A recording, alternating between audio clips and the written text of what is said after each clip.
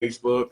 Glad to have you guys here. So go ahead and press one and tell me where you're tuning in from, because I have been, looking at all of these conferences. I'm in all these masterminds. So I travel occasionally and I am a coach, right? But one of the things that I've been noticing is lots and lots and lots of coaches and lots of these people who throw these events, so-called mentors and all of that, are misleading a lot of people. So just come in, give me a one if you can hear me, and tell me where you're from. That way I want to make sure it's not too loud or not too low. So if you're on Facebook, I actually have this microphone to try to get my audio right so I don't have those headphones on. So if I'm pretty clear, go ahead and just type clear, press one, let me know where you're tuning in from. Love you guys, love you guys. Now, when I first started my business, one of the things that I didn't have was a business coach, right? So I kind of jumped in head first, and that's what most of us do because our budget really restricts that, and it doesn't really allow us to get everything to get started. And that can actually be damaging to a business, right? And the reason that can be damaging to a business is because we don't even know where to find a mentor. We don't even know where to find a coach. So what most of us do is we'll look at an industry or we'll look somewhere, and whoever's the loudest, we automatically assume that they're the most knowledgeable, or whoever is the loudest, we automatically assume that they can actually help us with the problems that we face in our business. Two things that I have problems with that. When you are starting your business or trying to grow your business, you must first realize that all marketing is not the same. I made a post about this. So the post said that if you are looking for marketing are basically it's not the same. Like, for instance, if you take a person that has blown their brand up. Now, I want to use two people, for example. Let's use Gary Vee and let's use Russell Brunson, right? Because let's say if I got a person who's really good at blowing your brand up as far as brand awareness, brand acknowledgement, so that people know who you are, doesn't mean that you can sell anything, right? So Gary Vee, not too many consumers or regular consumers buy anything from Gary Vee, but a lot of people know who he is. And the reason why is because there's lots of branding in Gary Vee. He put his face out there. He did a lot of different things as far as putting him out. But when it comes to generating leads, I don't know if he's the best lead generator out there. And that's why you got to know the difference, because you get people who don't even know if they want to be a coach or don't know if they want to sell a product. What are you? Are you selling a product or are you a coach? Most coaches get booked, they speak on stages, they sell merchandise and things like that. But a lot of them aren't even selling a merchandise through SEO. A lot of them aren't even selling a merchandise through lead generation. What they're doing is they use brand awareness. They become popular so that when they show up, or when a person comes actually searching for them at that point, because people are actually checking on them, then they buy what's there. So it's a difference, right? Because now, when you're talking about growing a business and you have a product to sell, let's say if you sell hair, let's say if you sell lashes, let's say if you sell makeup, lipstick, all of these products, right? Now, you want to sell that product. That doesn't necessarily mean that you have to be the face of that product, because some businesses actually grow bigger and some businesses actually grow better without the CEO not being, being the face of it. And the reason why is because if the CEO is going to push himself in front of the business, then that means that there's a brand awareness around him. That means that that's one person that's blowing their brand up to actually start coaching people, right? That means that take Eric Thomas, for instance, right? We know who he is behind speaking, but you don't normally go look for an Eric Thomas t-shirt, right? What's going to happen is you're probably going to land on his website looking for something that he's speaking on, and they're going to say, wow, I want a t-shirt off of there, right? So that's the difference. But when you looking at a product that you're going to actually use your business, back to the Gary Vee and the Russell Brunson, you're going to look for ClickFunnels, right? Because you're going to say, I need to build a funnel that's going to have my business. If Russell Brunson, or no matter who was the owner of ClickFunnels, you would have actually bought ClickFunnels, right? Because now the SEO is good, that product is big, and the name ClickFunnels is more important or more popular than Russell Brunson. A lot of people don't even know who Russell Brunson is actually using ClickFunnels, right? But most people know who Gary Vee is. You would never buy Gary Vee product without knowing who Gary Vee is, but it's really a high chance that you will buy ClickFunnels without knowing who Russell Brunson is. So now let's take this. Let's take a coach who built the lead magnets. Let's take a marketing coach who really helped blow ClickFunnels up, help the branding, help all of the funnels and everything. Like, let's take that person that really blew ClickFunnels up. and then try to help him blow a Gary Vee up. Now, so when a lot of you guys are in your business, you want to sell a product, and that coach says, hey, look, I blew ET up. I blew this person up. I blew that person up. Look how famous they are. But remember, you're trying to sell a product. You may be $100,000 in your marketing and not get anywhere. Or vice versa. A person has, hey, I'm really good with selling the product, really good at selling the product. I can create you a good funnel. But now they didn't tell you anything about working on your brand, getting rid of everything from your social media and walking in and actually being the new life that you're trying to create so that people can follow you and buy from you. So it's a big difference there. And stop thinking that all marketing is the same. So when you're trying to put together a marketing budget, right, the main thing that you want to say is, do I want to generate leads? Do I want to become popular? Am I building long-term nurturing so that people can know who I am when I plan to stay around? Some people do stealth marketing to throw that brand out there so that when they do drop it, you can say, aha, I know who that is versus who is they, right? So there's so many different avenues when it comes to spending your dollars on marketing, and a lot of people are getting mad at their marketing coaches. Remember, I'm not a marketing coach at all. I'm just telling you this because I have coaching clients. I'm a business coach. I help people automate their business, right? I help people set up their processes. I help people hire efficient, put a team in the Philippines and automate everything so that you can walk out of it. But the biggest problem is a lot of my clients, or the ones who came in, my coaching clients who do spend money in marketing, they're getting mad at their marketing people. Oh, my marketing person lied to me. No, you weren't clear when you went to your marketing. And I tell my coaching clients this all the time. You were not clear when you went to your marketing person and tell them what you wanted to do. So I want to give you some tangible things that you can actually use. Share this video. Share this video on Facebook. Tag a friend in it. If you're on Instagram, I'm trying to really do what I need to do on Instagram. I'm trying to grow my Instagram, I guess. They told me I need to be on here more. But the reality is, I'm going to give you some tangible things that you can actually go to your marketing person with, whoever that marketing person is, right? When you go to them, first of all, it's your fault if you don't grow your brand and you have a budget because you didn't identify what you want. Do not, write this down. Do not go to my marketing person and say, I have a $10,000 budget and I just want to blow up. I have a $10,000 budget. I just want to blow up. The difference between a person that can help you blow your brand up and a person that can help you get a bunch of clicks, a bunch of leads, and a bunch of appointments. That's like hiring an orthodontist to do dental work. That's like hiring an orthodontist to say, you a dentist, right? Do a root canal. No, they might graduated, in dentistry and all of that before they became an orthodontist. So they specialize in orthodontists. So what they do to your mouth is going to be totally different than that person doing the root canal. That's the same as a person that's expert marketing. And I'm not saying, and this is not a shot, I'm not saying one person can't do all of it, but that's kind of like being a jack of all trades and a master of none.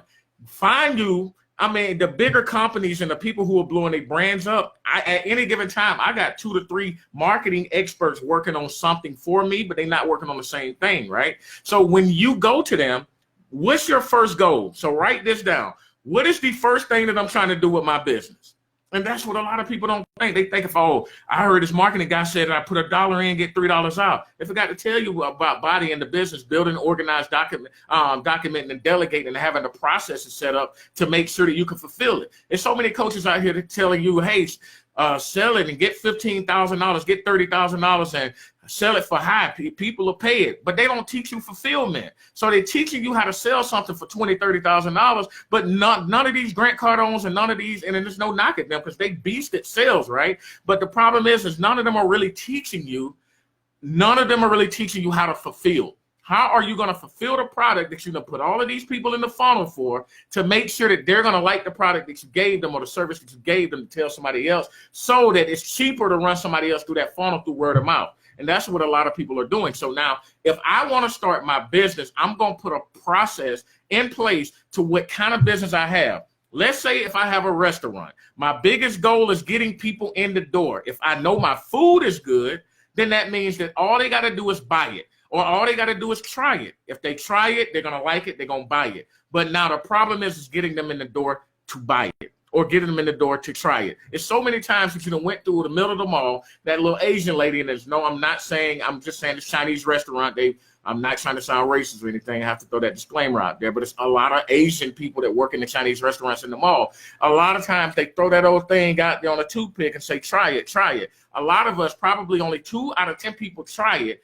But then the ones who actually try it, you see them in the line because they tried it and it was good. But the hardest part was getting them in the door to actually try it. So now the marketing from trying something free on a restaurant will be completely different on the marketing for a coach who has to charge $10,000 to make his money back. He can't afford to give a $10,000 product up. It'll be totally different from a car dealership who can't give a free car up because it's just not in the stars, right? So the thing about it is the marketing will be completely different there. So a $10,000 budget for a person that has a product that somebody need to try, that has to go in there, right? So you probably have to say, I want a $3,000 campaign that's going to go towards free food, and I want $2,000 towards that campaign that's going to reel them in. And we're going to try to create some kind of funnel to make sure that before they try this free meal, they're going to give me their email address. We're going to opt them into marketing. I know their birthday, so that now when they like the food, that $3,000 worth of food they gave, the $2,000 of budget they gave of coming in, so that I can automate them. Hopefully I can get 30% of the people to actually return and like the product. So therefore, a lot of the marketing that will go on there is giving away the product so that people can like it. And you're banking on the fact that if they return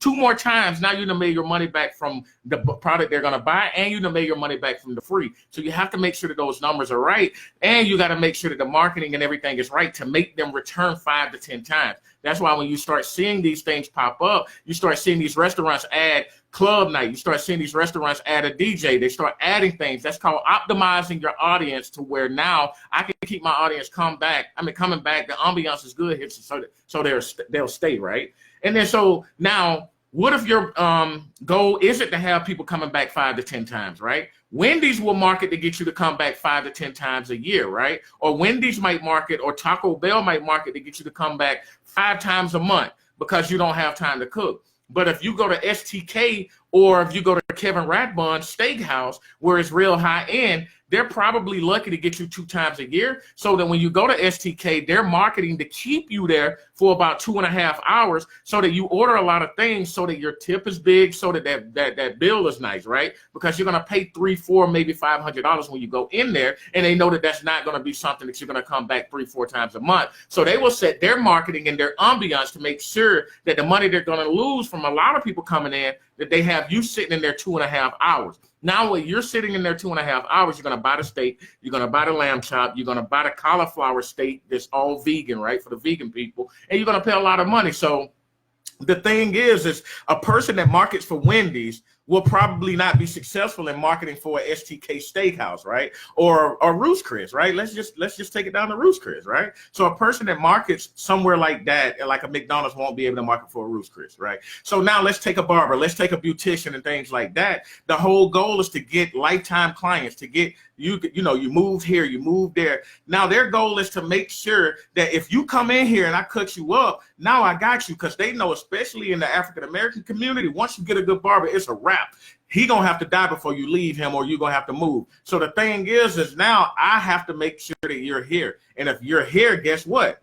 Then I can keep you around. So that's why when you go to get your foot scrubbed, and when you go into these not the beauticians, what they call when you get the massages on your feet and the scrub, the manicures and the pedicures, when they started cornering the market, that's when they start putting in their marketing budget. Okay, now that I got you here, what kind of champagne am I going to give you? What kind of wine am I going to give you? How are we going to make sure that the ambiance is perfect so that you can stay around and come back? And now, but if you go somewhere else and they don't do that, you're going to immediately turn back. So the problem is, stop thinking because you got X amount of dollars. It's not about who can acquire the most clients when the amount or the volume don't matter. Because guess what?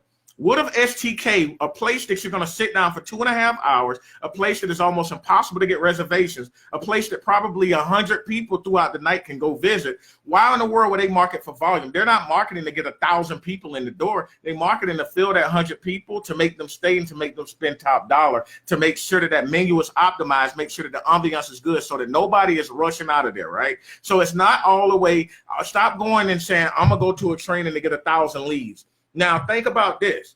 If you are fulfilling, your marketing can actually go into the back end side of the fulfillment for the client, right? Now, what's better? If you get 10 clients and 9 of them leave after 2 weeks, or if you get 3 clients and then they stay for 3 years. The problem is we will make way more money in the 3 clients that stand for 3 years because we put a lot of our money into nurturing that. It's easier to have and make more money off the clients who already trust you to provide them with a service than to try to keep money into bringing new clients in. So now a lot of people don't think about putting a bulk of the marketing costs in the back end of the fulfillment side of their business. And this is where a lot of people is messing up. Now, I sound like a preacher when I'm saying this because I'm passionate about it, but the reality is a lot of you are messing up because you only think your budget for marketing has to go towards acquisition of clients instead of going through the client experience and making sure that same advertisement, when you get them as a client, stays the same as when you try to get them coming in. And a lot of people don't like to look at it as a relationship. The reality is if you got something to offer, the client that's going to come in, that's going to make a transaction with you, you're building a relationship with them. Now, how long that relationship lasts is up to you. Simple as this. Let's look at it like a man and a woman, right? If you meet a woman in the mall, or ladies, let's just interact here. You meet a guy in the mall, you're walking through the mall, you drop your book bag or you drop your book, and the thing about it is, this old slick guy, just say a nice looking guy, he got it well put, he's put together and all of that. And hey queen, you drop, everybody, hey queen, hey, you drop your, your book here, and just wanted to make sure you got it. Then you guys start talking and the conversation is perfect. Everything is good. You're like, wow, he's so well spoken. He's so put together. You're single. You find out he's single. Everything is good. And all of a sudden he asks you to walk you to the car. It's cool. You start walking outside. Next thing you know, it's raining, right? And then he pops out of nowhere because the Mr. Opportunist always pops out of nowhere with the right thing that the woman needs, right? He pops up and he said, hey, queen, I just don't want to make sure you don't get wet. It's every time they say queen, their voice get deep. That's why I'm saying it like that, right? All of a sudden, he walk into the car. Y'all sit out there. It's raining. Y'all talk for a whole nother hour, right? Now, the thing is if you're talking for a whole hour and then everything is perfect in the conversation, and you say, hey, I'm going to let you go. Let me go ahead and get your phone number and we can keep the conversation going. It was nice meeting you. Get home safe. I want to check on you. You're going to be like, wow, that was so nice of him, right? But then you give him your phone number. He don't call the first day. He don't call the second day, the third day. He don't call the first month. You see him in the mall again. You drop something. He come back behind you. 9 times out of 10, you will not give him the same time for the conversation. And you know why?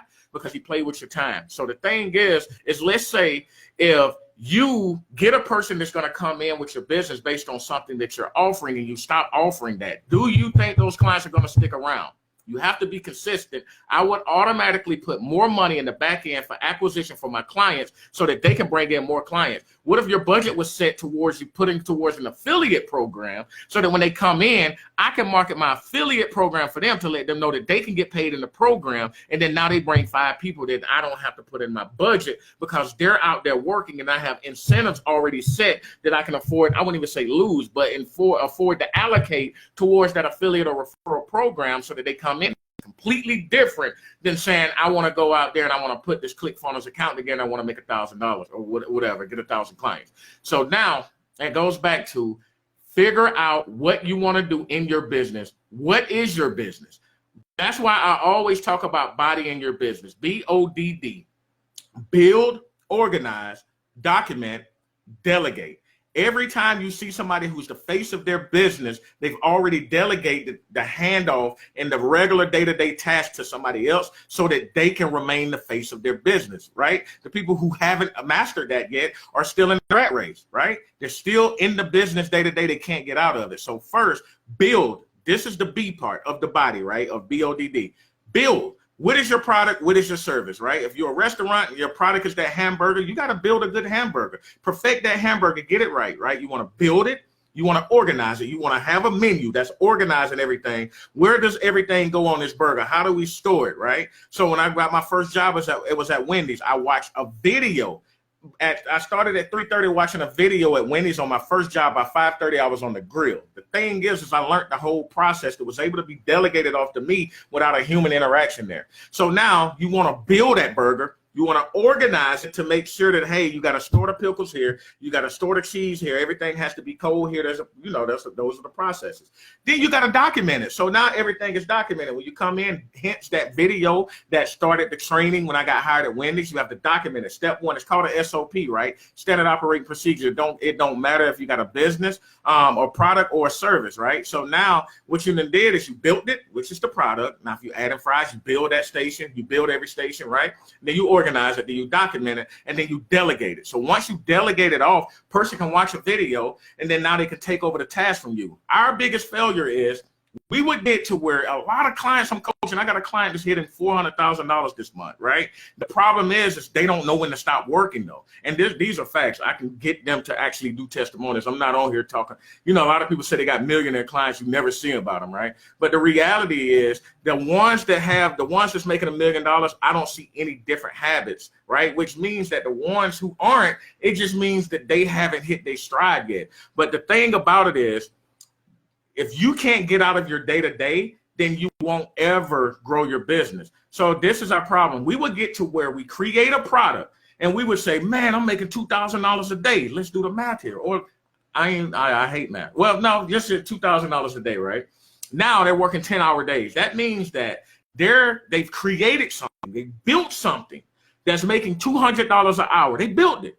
Now all they got to do is remove themselves from it, but we don't. None of us do, and that's our problem, right? So they build it, right? Now they built something, and then they make it $200 an hour on it, and they say, I can't move out of my business. The reason why is because you built it around you, right? So now let's say, boom, that's $200 an hour. All you have to do is organize what you do.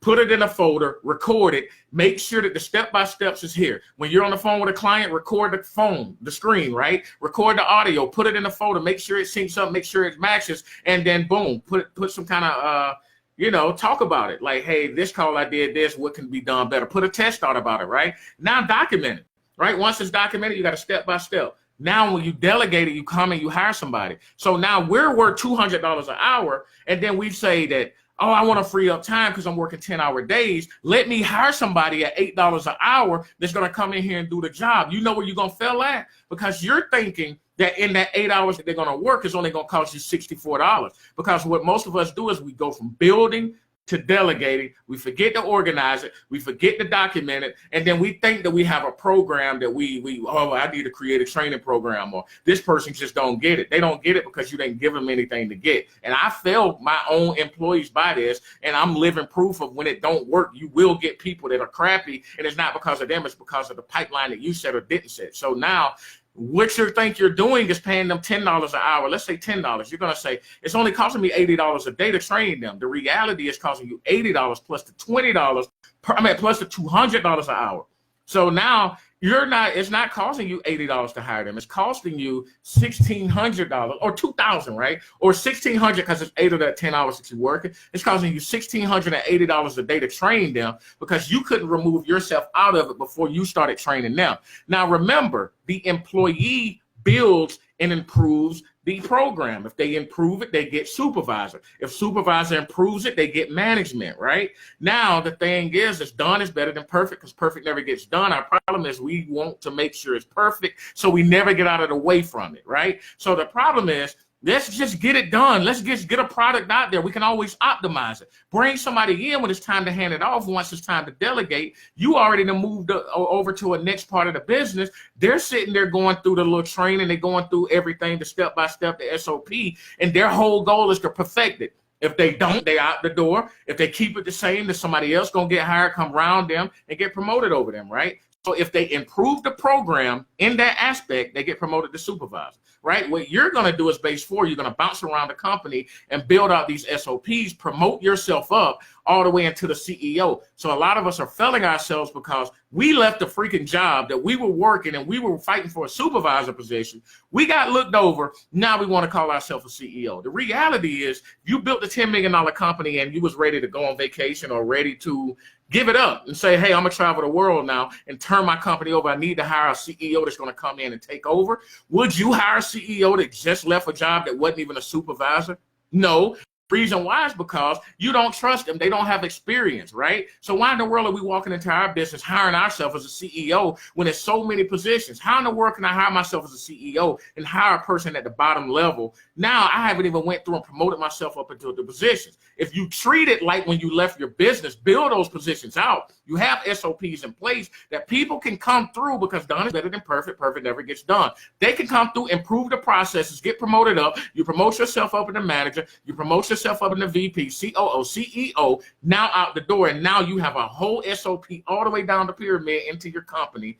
I use that word pyramid. But anyway, the promotion channel up into the company always has something of what they're supposed to do. And then what happens is when that supervisor, he knows how to come in, or he or she, they know how to come in, and this is how I write somebody up, right? Our write-up channel says, hey, we immediately tell them it's the same way every time. Hey, I just wanted to call you in here because we're worried about you. What's going on, right? Find out what mindset they're in. Don't just come in and have them walk in and they got paperwork. It might blow your head off. The reality is every time they come in, before you write them up or hand it to them, find out what mindset they're in. They might have been going through a divorce this last couple of weeks and you're judging their performance based on not being in it. Now, if you're the type of company that's going to promote a team environment or promote a family type environment, you can't write them up on that. But your job is to identify that. So the first thing that you're going to ask is when they walk in is so now the supervisors know to ask them when they come in, how's everything going, man? I just know something been weird lately, blah, blah, blah. Now, if nothing's been going on and you're sure about that, then that's when you go into it. Hey, something I noticed lately. And I don't want you to think I'm writing you up to discipline you. I'm writing you up to develop you because we care. And when I don't write you up, that's when, you need to worry. So I'm only writing you up on this incident because this is something we've noticed. And I'm only writing you up because I coach you on this. Now, this is just a formal paperwork that lets you know that I see what's going on so that I can get you the proper help that you need to make sure that you fulfill these duties. Keep in mind, I'm not writing you up to discipline you. This is not discipline. I'm not writing you up so that you get suspended. I'm doing it so that you get developed because now you see that we see it so that we can move past this. Boom. Next phase. Now, hey, we did a development. You got the training. You got this. Now we're going to have to write you up. We're going to suspend you because you did the same thing again and again, which means that now it's a neglect of duty. Now it's going to be on a probation period, 90 days. You do it again within that 90-day probation period, we're going to have to self-terminate, right? And so those things right there actually provide a healthy environment. Now, every week, you're going to measure them off. You're going to give them tasks. How do they stack up? So now when it comes, there's no surprises. The thing is when you have that built out, you hand the SOP out, all you have to do is rate your supervisors based on how they fulfill that duty. If your supervisor goes in and says, well, hey, the manager wanted me to write you up, they immediately not going to be a supervisor for much longer, right? They go in there and says because stuff rolls downhill. So the reason why it rolls downhill is because it was built uphill. Remember that, write that down. In major organizations, the reason why it rolls downhill because it was built uphill. So if you start as the CEO, right, and you didn't go and build those positions, the only thing that's going to roll downhill is you're going to drop the ball and bust somebody across the head with it, and they're not going to develop because you knocked them out with it, right? So you got to create those developmental tools. You got to create the fulfillment channel and making sure that when you do market and get a $30,000 client, right, you got to make sure when that $30,000 client hit, you actually have a body, BODD, or something built, organized, document, and then delegate it off to who's going to service the life cycle of that client so that they don't quit and say, I want my money back. Now, you may get some clients that it don't work. I get coaching clients that want me to coach them the way that they want to coach. The problem is it don't work because I might identify something, but I can't force my way on them too. I have to learn them. But you have to be coachable. So that's a different thing. And so remember, there's no difference between a coach and their clients and you and your customers, right? So you may have to coach them on their product. Yes, you might sell hair. Yes, your hair might look good, but you got to be there to answer those questions if people ask what kind of hair this is. You can't be that person that creates a SOP or you're the manager and they watching you saying, oh, I'm tired of her calling in. She's so aggravating. Now everybody's going to adopt that, right? Because that means the culture is shifted by you not building it up from the top. Because all you're going to do is when you start that business as a CEO, you're going to bring in people. Now you got them doing process and now you got them selling the order. Now you got them fulfilling the order. And then when they suck at fulfillment, guess what you're going to say? Man, I brought this girl in, man. Yeah, she was my assistant. She was doing this and that. She sucked. No, she only sucked the fulfillment. She probably was the best customer service person in the world. You didn't have it bodied out to have her handle customer service so that she could dominate there. Instead, you started focusing on what she sucked at, when you could have brought somebody else in. Because once you actually bodied and have the customer service department filled out, well, she could have improved it. Now you could have did the rest of the stuff. And that's where a lot of us are messing out, by going at the CEO and being the CEO first. So to recap, all marketing isn't the same. A person that can generate leads for you is not a person, may not be the person that can specialize in building your personal brand and making you a public figure, right? So know what you need, know what you want, but before you market something, body the fulfillment in it so that when you do start selling it, you can handle the workload. Because if I send you 1,000 customers right now, can you handle it? And you say no, then why in the heck are you marketing right now? Because if something goes viral, you're marketing to somebody that you can't fulfill. Focus on fulfillment so that when you do know what you're needing in marketing, you would know what you need in marketing after building the product out. You would know how you want to get the product out to them. A lot of us market something that we don't have. We go through, we say, oh, we got this ClickFunnels. We want people to come here. We don't even know how we're going to life cycle them. So start there. Learn how to body everything. You shouldn't be in one position as the CEO or as a person starting a business over 90 days when you're building it out. Takes 90 days to build out the product and to put an SOP behind it and then delegate it off, right? Takes 90 days to build out a customer service department and have a record and have training for that. Take 90 days to do retention. Takes 90 days for sale. Takes 90 days to create marketing blueprints, right? And then now what you're doing is you're standing in something 90 days. You're turning it over. You're moving away, standing in something 90 days. Now you got 4 aspects of a business, right? You got marketing, you got sales, you got fulfillment, and then you got service. Really no other way on that, right? So now 90 days, 90 days, 90 days, 90 days. Guess who can be a real CEO in their business in 1 year? You. But you got to understand why you want to be the CEO. You got to promote yourself into the CEO, because if you want somebody to earn that job, you got to earn it first. Stop sitting here giving yourself titles where you're taking 6 months of vacation a year because you're the CEO. So somebody will call me while I'm live. Somebody tried to call me while I was live. So, man, I hope I gave y'all value. So, unfortunately, I am taking these videos down because a lot of people just take them and either recycle them or something like that. But if you want all of my videos that I've ever did permanently, just go ahead and text 3 THREE to 38470.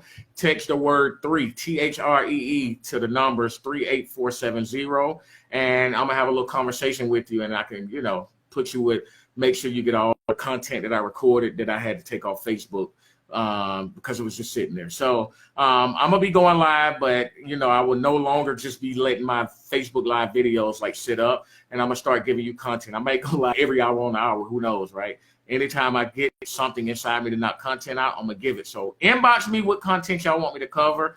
I mean, I've been there, I've done that. I've built the multi-million-dollar company and lost it, right? Lost money, lost everything, built it back, right? So, just be careful out there and everybody with this coaching. If they're coaching based on their success, tell them to show you who did they coach that actually did better than them, right? Because my whole goal is when I coach people, they got to be better than me. If they're not, what's the purpose of it? I can't coach you to keep you beneath me. That just don't make no sense, right? Steve Kerr cannot outplay Steph Curry right now. That's just a reality, right? But he can coach. I don't know if he can really coach. I don't even like Golden State. So, all right. Hey, 3 THREE to the number 38470. So put in the number 38470, and then in the messages, text 3 THREE.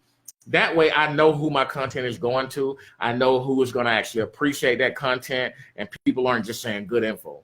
It's good. It's good when people say good info, man. I like that. I don't really, that's cool.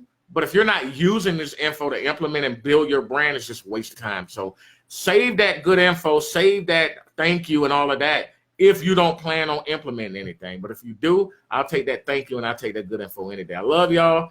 Love y'all. Love y'all. My wife is cooking something really good downstairs. I just wanted to make sure that I came through and gave you guys value. Sorry for the ones that came on late. I got to turn the video from public to, only me. But thank you guys for tuning in. I'll try to go live every day if I can, but just make sure that you're here to catch me live. Love y'all. See y'all later.